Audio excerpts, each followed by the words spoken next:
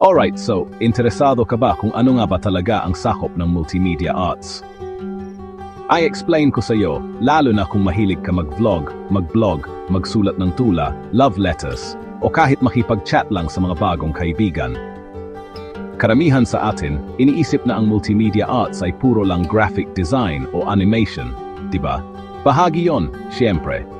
Pero sa totoo lang, mas malawak pa doon. Ang multimedia arts ay tungkol sa pagiging malikhain gamit ang iba't ibang paraan, visual, audio, text, at interactive platforms.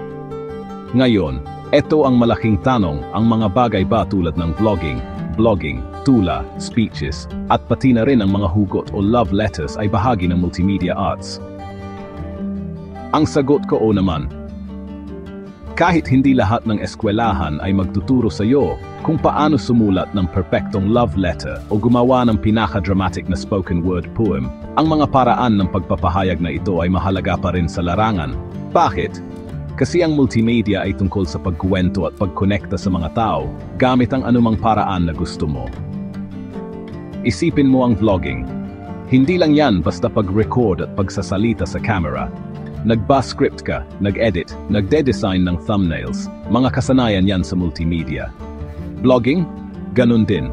Pinagsasama mo ang pagsusulat, photography, at baka konting web design.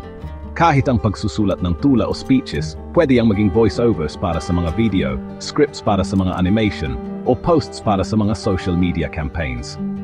Dagdag pa, ang communication skills at ang pakikipagkaibigan. Malaking bahagi yan ng multimedia arts. Ang pakikipagtulungan sa mga proyekto, pagbibigay ng feedback, o pagpapahayag ng ideya sa malikhaing paraan, lahat yan kasama. Kaya, kung mahilig kang magpahayag ng sarili, mapa-video man yan, sulat, sining, o kahit late-night chats, binibigyan ka ng multimedia arts ng lugar para gawing tunay na kasanayan ang mga hilig na yan. At sino ang nakakaalam? Ang susunod mong tula o vlog ay baka yan na ang magpaiba sa iyo sa mundo ng sining. Kaya dalhin mo ang mga tula mo, ang mga vlog mo, ang mga love letters mo. Dahil sa multimedia arts, mahalaga ang kakaiba mong boses.